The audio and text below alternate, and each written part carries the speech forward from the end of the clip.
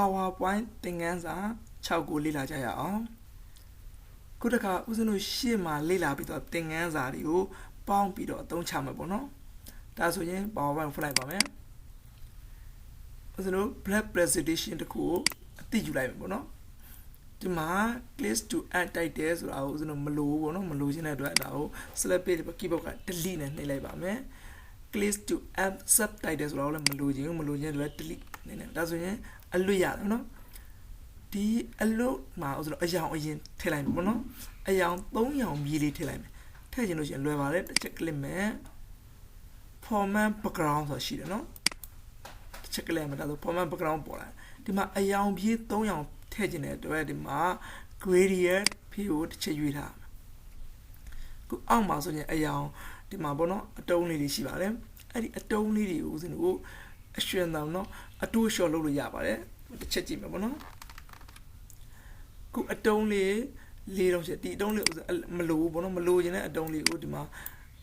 select ပေးထားမှာနော် select ပေးပြီးဒီဘက်က delete key ကိုနေလိုက်မယ်ဒါဆိုအတုံးလေးပျောက်ပါနော်ဒီမှာဒုတိယတုံးလေးကိုလည်းမလိုချင်သေးဘူးမလိုချင်တဲ့အတွက်ဒီမှာဖြတ်လိုက်ပါမယ်ဟောဒီမှာနှစ်တုံးပြောင်းရနော်နောက်ဒီအတုံးလေးနောက်တစ်တုံးပြန်လို့ရင်ဒီဘက်ကတစ်ချက်နှိပ်လိုက်မယ်အဲ့တော့တုံးပြန်ရအောင်နော်နောက်ထပ်လို့ရင်ဒီမှာထပ်နှိပ်မယ်မလို့ရင်ဒီဘက်ကအားလေးနဲ့ဖြတ်လိုက်ပါဒါဆိုအတုံးလေး3တုံးဖြစ်ပါတယ်ဒီဘက်မှာအောက်မှာ color ဆိုတာပါဒါအယောင်ဒီအတုံးလေးတွေကိုအယောင်ထားတာပေါ့နော်ဒီပထမတုံးလေးကိုဦးဇင်းတစ်ချက်ကလစ်ထားမယ်ဒီမှာ color နဲ့ဦးဇင်းတို့အယောင်ရွေးမယ်ပေါ့နော်ကဲဦးဇင်းတို့ဒီမှာ color ကိုဝင်ပြီးအယောင်အပေါ်ဆုံးမှာဦးဇင်းတို့အဝါရောင်လေးထည့်ပါမယ်ဒါဆိုအပေါ်ဆုံးမှာအဝါရောင်နော်အလယ်တုံးလေးကို select ပေးပါမယ်အလယ်တုံးလေး select ပေးလို့ဦးဇင်းတို့အနီရောင်လေးအလယ်မှာထည့်လိုက်မယ်ပေါ့နော်ဟောအနီရောင်လေးဒါမှမဟုတ်လို့ချင်းဦးဇင်းတို့အပြာအောင်ထည့်မှာဆိုရင်အလယ်မှာအပြာရောင်ပေါ့နော်အောက်ဆုံးအတုံးမှာဦးဇင်းတို့အစင်းရောင်လေးထည့်ပါမယ်အဲဒါဆိုရင်အယောင်3ရောင်ပေါ့နော်အောက်ကအပြာအနေနဲ့ကျဲနေတဲ့အတွက်အပြာပေါ့နဲ့ကျဲနေတယ်ဒါကြောင့်အဝါလေးကိုနည်းနည်းလေးပို့ပြီးတော့ထည့်လိုက်မယ်ဟုတ်ပြီအစိမ်းလေးကိုအောက်ဘက်ကနေနည်းနည်းလေးဆွဲယူလိုက်မယ်အခုလိုမျိုးကာဗာဒီလိုပေါ့ background လေးတစ်ခုရပြီနော်အယောင်ပြေး background လေးပေါ့ဒါအဆင်ပြေပြီဆိုဟောဒီ panel လေးကိုပိတ်ချင်တယ်ပေါ့နော်ပိတ်ချင်တယ်ဒီမှာကြက်ချေကလေးရှိတယ်ဒါဆိုဒီ panel တစ်ခုပိတ်သွားပြီပေါ့နော်ခုတစ်ခါဦးစင်းမြားလေးတစ်စင်းလိုချင်တယ်မြားလိုချင်တော့ဒီဘက်မှာဝင်မယ်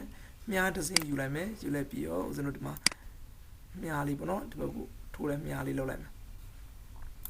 ဒီမှာမြားလေးရဒီမြားလေးကသေးလုံးဝကြည့်နေနော်သေးနေဒီမြားလေးကြည့်ပြီးတော့ကြည့်ဖို့အတွက် shape online ဝင်လိုက်မယ်ဝင်လိုက်ပြီးတော့ဒီမှာ weight ဆိုတာရှိတယ် weight ကကိုလိုချင်တဲ့အယူအဆကိုဒီမှာယူလိုက်မယ်နော်ဒါဆိုမြားလေးကပိုကြည့်လာဒါဒီမြားလေးကိုအနှက်ရောင်လေးဖြည့်ခြင်းတယ် shape online နဲ့ဝင်မယ်ကာလာမှာဦးဇင်းတို့အနှက်ရောင်ကိုရွေးလိုက်ပါမယ်ဒါဆိုရင်မြားအနှက်ရောင်မြားလေးဖြစ်သွားပြီပေါ့နော်ဒီဘက်မှာကိုတစ်ခါအသေးပုံလေးလိုချင်သေးတယ်အသေးပုံလိုချင်ဒီဘက်မှာဝင်မယ်ဝင်လိုက်ပြီးဦးဇင်းတို့အသေးပုံလေးကိုရှာမှာပေါ့နော်ဒီမှာအသေးပုံလေးတွေ့ပြီဒီမှာအသေးပုံလေးဆွဲလိုက်မယ်အော်ဒီမှာအသေးပုံနော်ဒီအသေးပုံလေးကို quiz တိုင်ရလေးပဲပြောင်းပြလိုက်မယ်အသေးပုံလေးဒီကောင်ဒီအသေးပုံလေးနဲ့ဖောင်းကြွားလို့ဘာလို့လိုချင်တယ်ဆိုလို့ရှိရင်တော့ shape အဖက်ကိုဝင်မယ်ဒီကဦးဇင်းတို့ဒီမှာဖောင်းကြွားပုံလေးရှိတယ်ပေါ့နော်ဒါဖောင်းကြွားပုံလေးဦးဇင်းတစ်ခုယူလိုက်မယ်ဒီအသေးလေးကိုဦးဇင်းတို့ကအနီရောင်လေးထားကြတယ်ပေါ့နော်ဒါဆို shape လေးတဲ့ဝင်မယ်အနီရောင်ကိုပြောင်းလိုက်မယ်ဒါအသေးကအနီရောင်လေးဖြစ်သွားတယ်ဒီအသေးလေးကိုဒီမြားဖောက်ချင်မြားဖောက်မှာဆိုတော့ဒီမြားမှာလှုပ်ရှားမှု animation ထည့်ပေးရမယ်အဲ့တော့မြားကို active ဖြစ်အောင်လုပ်မယ်ကိုအပေါ်မှာ animation ကိုရွေးလိုက်မယ်ရွေးလိုက်ပြီးဦးဇင်းတို့ဒီမှာ animation အကွက်မှာပဲ animation ထည့်မလို့အောက်ဆုံးကိုဆွဲလိုက်မယ်ဆွဲပြီးဒီမှာ line ဆိုတာရှိတယ် line ကိုတစ်ချက်နေလိုက်အောင်နော်အခုဆိုမြားလေးအောက်ကိုကြာတယ်အောက်ကိုကြာတော့ဦးဇင်းတို့နည်းနည်းလေးအောက်ဘက်ကိုဆွဲလိုက်မယ်ဒီလိုမျိုးပေါ်လာနော်အောက်မှာဒီမှာမြားလေးကိုတစ်ချက်ဖိလဲပြီးရောဒီမြားလေးကဒီလိုအသေးကိုဖောက်ချင်လို့ဒီဘက်ကိုအသေးကိုဖောက်လဲပြီးဆွဲလိုက်မယ်ပေါ့နော်ဒီလိုမျိုးလေးဖြစ်ပါနော်ဒါဆိုအသေးကိုဒီမြားလေးကဖောက်သွားပြီပေါ့အဲဦးဇင်းတို့ဒီမှာ preview ကနေတစ်ချက်ကြည့်ပြပါမယ်အော်မြားလေးကဒါအသေးကိုဖောက်သွားပြီ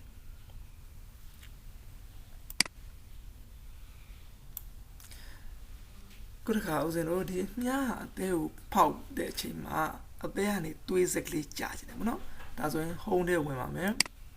home ထဲဝင်လဲပြီးတော့ဒီမှာသွေးစက်ကလေးတစ်ဆက်ရှာမှာပေါ့နော်ဒီမှာသွေးစက်နဲ့ဒါလေးသွေးစက်နဲ့တွေ့တော့ဆွဲကြည့်လိုက်မယ်အော်ဝင်လေးသွေးစက်နဲ့နည်းနည်းတူနော်ဒါလေးကိုနည်းနည်းအရင်တက်အောင်လုပ်လိုက်ပါမယ်ဆိုတော့ပေါ်ကသွေးစက်ကလေးအချွန်လေးပေါ့နော် ဒါလေးကိုနည်းနည်းလေးထပ်ကျုံလိုက်ပါမယ်သွေးဆက်ကလေးပုံပေါ်ပါနော်ဒီသွေးဆက်ကလေးကိုဒီမြားပေါ်တင်လိုက်မယ်ဒီအသက်ပေါ်တင်လိုက်မယ်ပေါ့နော်အဲဆိုဒီသွေးဆက်ကလေးအောက်ကိုကျလာဆိုသွေးဆက်ကလေးမှာလည်းလှုပ်ရှားမှု animation ထည့်ပြရအောင်ပေါ့ဒီလှုပ်ရှားမှု animation မထည့်ခင်သွေးဆက်ကလေးကအပြာရောင်ဖြစ်နေသွေးဆက်ကအပြာရောင်ဆိုလို့ရှိရင်ဘဲကြိုက်မလဲအနီရောင်မှာပေါ့နော်ဒါဆိုသွေးဆက်ကိုကိုလို active ဖြစ်နေတဲ့အချိန်မှာဟောဒီမှာ shade ဖြစ်တဲ့ဝင်မယ်အနီရောင်လေးထည့်လိုက်မယ်သွေးဆက်ကလေးအနီရောင်နော်သွေးဆက်ကလေးကို animation ထည့်မယ်animation ထည့်ဖို့အတွက်ဒီမှာ animation ကိုဝင်မယ်ဝင်လဲပြီးဒီဘက်ကနေရပါဦးစလို့ဒီမှာ line ကိုယူပါနော် line ကိုယူပြီးတော့မသွေးဆက်ကလေးကြာဒါဆိုသွေးဆက်ကလေးကိုအောက်ကိုနည်းနည်းလေးထပ်ဆွဲချလိုက်မယ်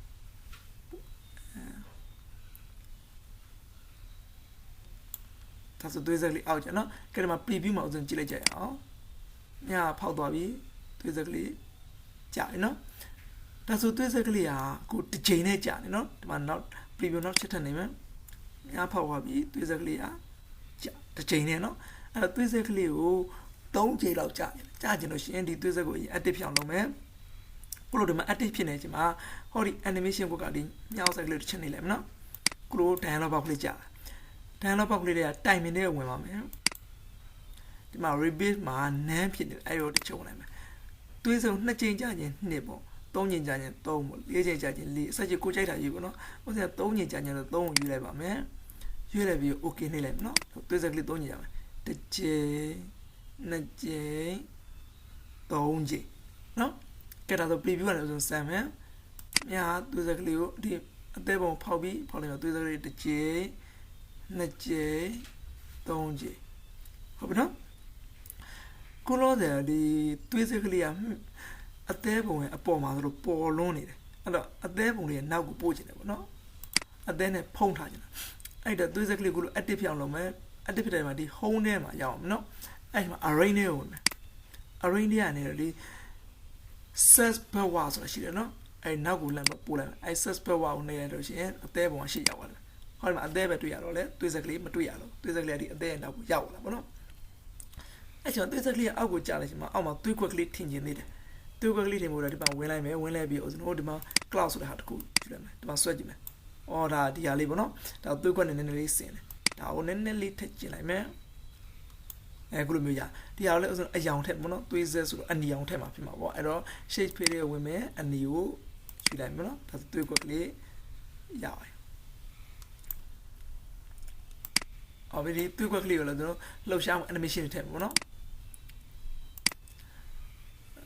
ဒါကျွန်တော်တစ်ခုထည့်လိုက်မယ်နော်အော်ဒါဆိုရင်ဒီသွေးခွက်ကလေးအပြင်ကနေအတွင်းထဲဝင်တယ်နော်ကြည့်မနော် preview မြားဖောက်သွားပြီသွေးစက်ကလေးကြာပြီ20 30အော်သွေးခွက်ကလေးအပြင်ကနေအောက်ကိုမဟုတ်သွေးခွက်ဆိုတာအောက်ကအတွင်းကနေအပြင်ကိုပြန်ရမှာနော်အဲ့လိုပြန်ညရတဲ့မှာအဖက်ထဲဝင်မယ်နော်အဖက် operation ထဲဝင်မယ်ဝင်ပြီးအတွင်းထဲကနေအပြင်ကိုပြန်မှာဆိုဒီမှာအောက်ကိုနေလဲနော်အော်အတွင်းထဲကနေအပြင်ကိုပြန်သွားနော်ပြန်သွားပြီဆိုရင်ဒါအဆင်ပြေပြီဒီမှာ preview ကနေကြည့်မယ်မြားဖောက်သွားပြီသွေးစက်ကလေး30ကြာပြီအမဒါဆိုရင်ကိုက timing မကိုက်သေးဘူးเนาะတစ်ခုပြီးမှတစ်ခုအလုပ်လုပ်နေသွေးဆက်ကြတဲ့ animation လုံးဝပြီးသွားမှာသွေးခွက်ပေါ်တဲ့ animation ကအလုပ်လုပ်တယ်အဲ့ဒီလိုမျိုးဥစဉ်တော့မလုပ်ချင်ဘူးသွေးဆက်ပထမတစ်ဆက်ကြဆိုတဲ့သွေးခွက်ကလေးကထင်နေတယ်ပေါ့နော်ဒါဆိုရင်သွေးဆက်ကြတဲ့ animation နဲ့ဒီသွေးခွက်က animation ကိုညှိပေးရမှာအချိန်ချင်းဒါကို timing ညှိတယ်ခေါ်ပါတယ်အဲ့လို timing ညှိဖို့အတွက်ဒီဘက်မှာ animation panel ဆိုတဲ့ဘောက်ကလေးလိုတည်တယ်အဲ့တော့ဒီအပေါ်က animation panel ဆိုတာလေးကိုတစ်ချက်နှိပ်လိုက်ပါမယ်အခုလို animation panel ဘောက်ကလေးကြာတယ်နော်ဒါလေးဥစဉ်လို့အကျယ်လုပ်လို့ရပါတယ်ခုလိုအလုပ်လုပ်ခါနီးမှာတော့ဒီ animation panel လေးကိုနည်းနည်းလေးကြဲကြဲလေးချက်ထားတာအဆင်ပြေတယ်ပေါ့နော်အပေါ်အောက်တွေဥစဉ်လို့ပြောင်းလိုက်ရဒီမှာဒီသွေးခွက်ဟာလေးဥစဉ်အပေါ်ဆုံးကိုဆွတ်တင်လိုက်မယ်ဒီအပေါ်ဆုံးမှာပေါ့နော်ဒါဆိုရင်အရင်ဆုံးသွေးခွက်ကအလုပ်လုပ်မယ်အလုပ်လုပ်ပြီးမှမြားအလုပ်လုပ်မယ်မြားအလုပ်လုပ်မှသွေးဆက်ကအလုပ်လုပ်မယ်ကြည့်မယ်နော်ဟောသွေးခွက်ကအရင်အလုပ်လုပ်တယ်ပြီးမှမြားအလုပ်လုပ်တယ်ပြီးမှသွေးဆက်တွေကအလုပ်လုပ်တယ်ဒါဆိုရင်အဲ့ဒါသွေးခွက်ကိုနောက်ဆုံးမှအလုပ်လုပ်ခြင်းဟောဒီအပေါ်က cloud ဆိုတဲ့ animation ကိုအမှန်ချစ်လဲပြီးတော့ဒီအောက်ဘက်ကိုဆွဲယူပေါ့နော်အော်ဒါဆိုရင် don't go a sin a little machine, Mia a little me, a little matwiza, twi, Sadi a little me, twiza, little matwigo, a little no, that's animation you, she now piano yavare. Good hardy, twi quene, twisene, the piano a little wood, the ma, check, clear like a macrobia.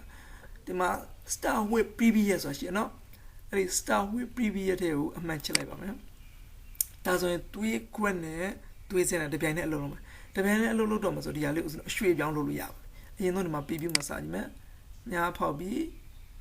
they were again to a sort tin, you know, the piano alone come up. And a twiggy teenage, who nearly now judge, you know, now judge that you peel a be or typically nearly sway. The Sandy man, if you want to. Meow, one of it, and jai do it. That's when two quickly upperly nearly young Lola. Pull me down, Capianji my baby animal. To the jame, to go to me. As two quickly to go a channelly saw need the lalo. Capianji not preview animal. Now, when I be to the glitchavi. That's a two quick chain you nearly tap the shop, you know. Quickly, nearly did show about me. Cassanjima. To the jammer, to go to me. Oh, that's why, what deep you know. What if it was no keyboard and area, a fight in a summer, no? A fight name at the mean a people. A people was no check line. Oh, meow, will be. Meow, come on, now the check limit to the Guam.